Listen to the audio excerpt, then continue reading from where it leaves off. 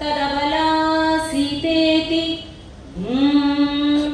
తాం పితుర్వాచ పంచవటీ తటే విహరతః తస్యాహరత్ రావణః. కృష్ణుణ్ణి పడుకోబెడుతూ రామ కథ చెప్తోంది యశోద. అంటే ఒక రకంగా తన కథ తనకే చెప్పి నిద్రపుచ్చుతోంది. రామో నామ బభూవ, రాముడు అనేవాడు ఉండేవాడు రాపాయ్. ఊగొట్టాడు.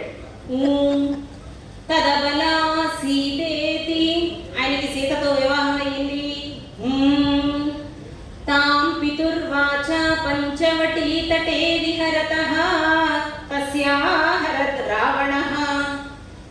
తండ్రి మాటలు నిలబెట్టడం కోసం వనవాసానికి వెళ్ళిపోతే ఆ సమయంలో తస్యాహరత్ రావణః, రావణాసురుడు ఆ సీతమ్మ తల్లిని ఎత్తుకుపోయాడు అని అంటే అప్పటి వరకు ఊకొట్టిన పిల్లాడు ఊకొట్టట్లా. ఊకొట్టడం మానేసి సౌమిత్రే క్వ ధనుర్ధనుర్ధనురితి వ్యగ్రాగిర పాతునః ఏమంటున్నట, ఇలా నిద్రార్థం జననీ కథామితి హరేః హుంకారత శృణ్వతః. నిద్రపుచ్చడానికి అప్పటి వరకు కథ చెప్తూ ఉంటే ఊకొడుతూ విన్నటువంటి ఆ కృష్ణుడు, బాలకృష్ణుడు ఎప్పుడైతే సీతమ్మ తల్లిని రావణాసురుడు ఎత్తుకుపోయాడు అని అందో అప్పుడు తాను రాముడిగా మారిపోయి రామావతారంలోకి వెళ్ళిపోయి సౌమిత్రే క్వ ధనుర్ధనురితి, లక్ష్మణ నా విల్లెక్కడ, లక్ష్మణ నా విల్లందుకో, లక్ష్మణ రా తొందరగా అని నిద్రలోనే కలవరిస్తున్నట్ట బాలకృష్ణుడు. అలాంటి కృష్ణుని మాటలు మనల్ని రక్షించుగాక. ఈ కల్పన ఎంత ఉదాత్తంగా ఉంది. ఈ కల్పన మనకు అందించే సందేశం ఏమిటి?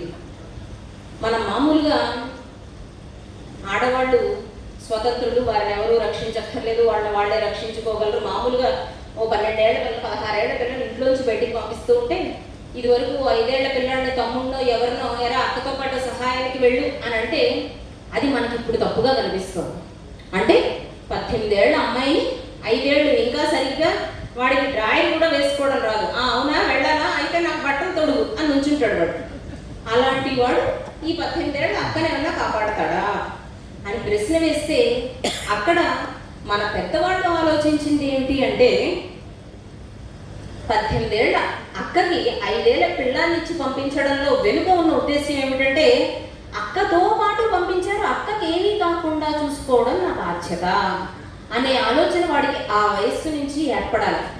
అలా ఏర్పడితేనే వాడు పెద్ద అయిన తర్వాత రోడ్డు మీద ఒక్కరితే అమ్మాయి ఎవరైనా కనిపిస్తే అయ్యో ఈ అక్క ఎవరో ఒక్కరితే వెళ్తోంది అని అనుకుంటాడే కానీ అమ్మాయి ఎవరో భలే చిక్కింది అని అనుకోడు.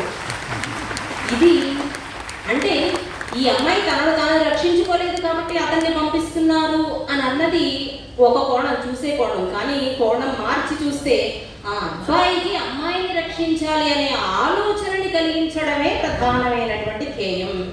అది మన పెంపకంలో, భారతీయ కుటుంబ వ్యవస్థలో ఎప్పటి నుంచో పాతుకుపోయినటువంటి సంస్కార బలం. ఇలాంటి సంస్కారం కనుక మనం పిల్లలకి చిన్నప్పటి నుంచి అలవాటు చేస్తే ఇప్పుడు సమాజంలో మనం వింటూ ఉన్నటువంటి అకృత్యాలు, ఘోరాలు ఇలాంటివి ఎన్ని తగ్గిపోతాయి. కాబట్టి పిల్లలకి చెప్పేటప్పుడు ఇలాంటి పద్యాలను చెప్తే, ఇలాంటి శ్లోకాలను చెప్తే, అలాగే రావణాసురుడు రాముడితో యుద్ధం చేసి